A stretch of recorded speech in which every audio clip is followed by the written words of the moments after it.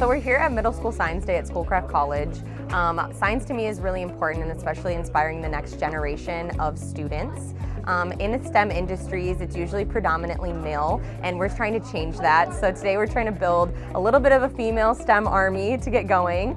Science has really also been something that has changed my life dramatically. I was not involved in the STEM fields originally, especially at this middle school age. And so it's really important to see the curiosity and the inspiration that stem from, getting these students involved at such a younger age, and then them being able to elaborate from there. The same thing kind of happened with me when I started at Schoolcraft College. I was actually pre-pharmacy and then switched over to engineering. Engineering has enabled me to be a lot more creative and passionate in the industries that I hope to be in one day. So it's been a really great opportunity and really awesome inspiring this next generation. We are here in the geology room, and we are showcasing minerals and geos to this group. And part of it is understanding what minerals are made of and the crystal forms that they take on. And notice here we have a very nice crystal of halite. It's cubical, right? So then, if you pour some salt, if you've ever looked very closely at salt, do you know what shape it has? Looks like little tiny squares, right? So little tiny cubes. So let's take a look at salt under a microscope here. So come around and take a look at salt under a microscope, and you will see that cubical structure.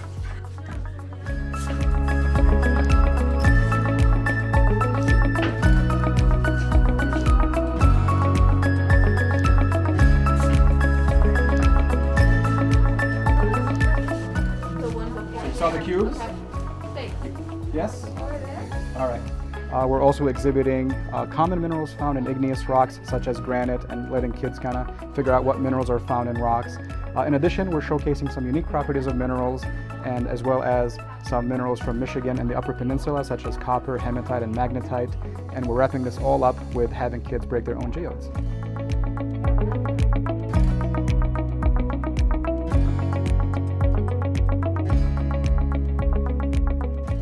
Allie, and I'm doing the earth science part of this middle school science day fair. And in this class we're learning about the layers of the earth and how we don't know what is in the core, and how we use our guesses with senses and observations and other tools we have, so that the kids are going to be trying to find out what is in this black mystery box that we have by using some tools we give them, like magnets and weights.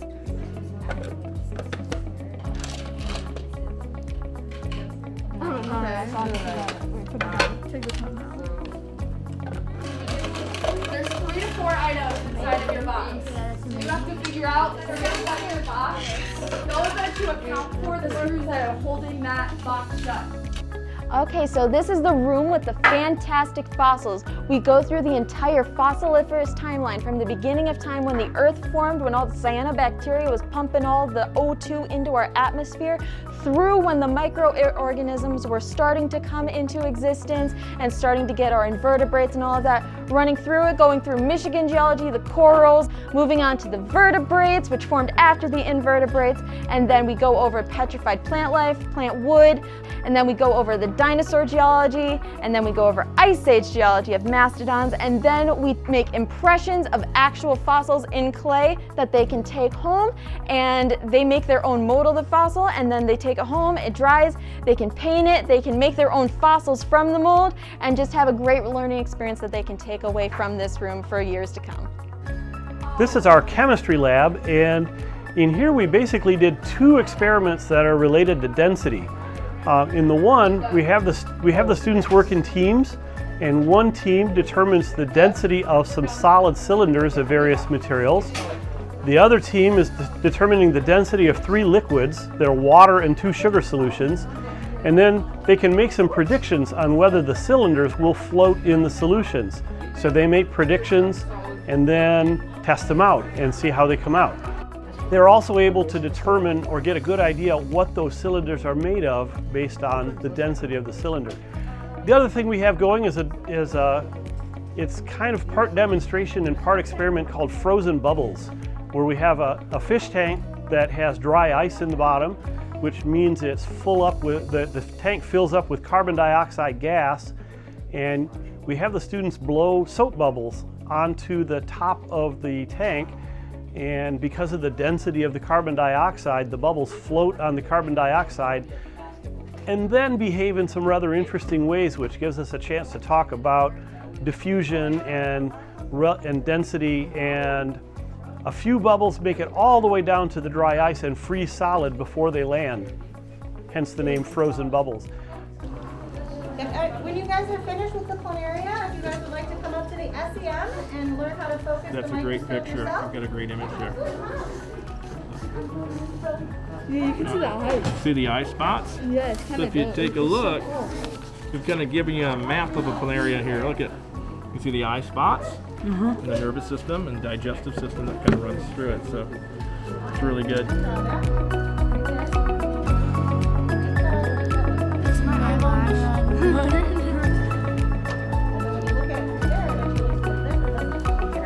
This right here, this is a camera, and it's showing you directly inside.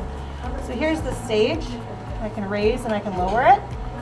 And this part up here comes out. And I take a little tiny screwdriver. I'm sorry?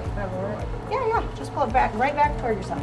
Yeah, and you can kind of hear it, right? Yeah, it shows right there. You want the Yeah, it shows the exact same. So today when we have all the kids here, the best thing about it is that they're going to get hands-on experience and pique their interest into the science that they have in middle school as well, which is a lot of fun, a lot to learn from. They get to see what Schoolcraft has here. In this row, we are working with solar panels. We have two types of solar panels, a big one and a small one, and it's their job to find out which one will generate more electricity through all kinds of experiments, including a fan, an LED, connecting it to the computer, and directly measuring the voltage that we get. We actually asked the students to innovate to see, well, what can they do differently to generate more voltage? My experience also started in science.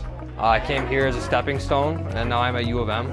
I learned so much from Professor Wood and all the faculty here. It's night and day. Great students. I became part of the Learning Center, and you're around people who are motivated. You're here studying all the time, and you learn so much. The math and foundation, the physics, it's directly comparable to all the university, U of M, and if not even more so, I'd say my math is stronger than some of my peers over there. So, yeah, I love Schoolcraft. I suggest coming here, and I hope to see you here in the future, maybe.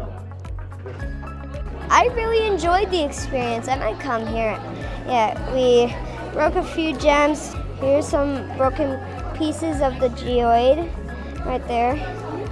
I also made a battery out of pennies. Really fun for the first break because I had so many people to talk to. It's a great experience. We got to do like so many things. We got to do chemistry. We got to do like so many things. There was the biology. We had to see these creatures. It was awesome. Then we have this archaeology, and we got to make an impression of real life fossils. It was so awesome. But if I had a chance, I would come here every day.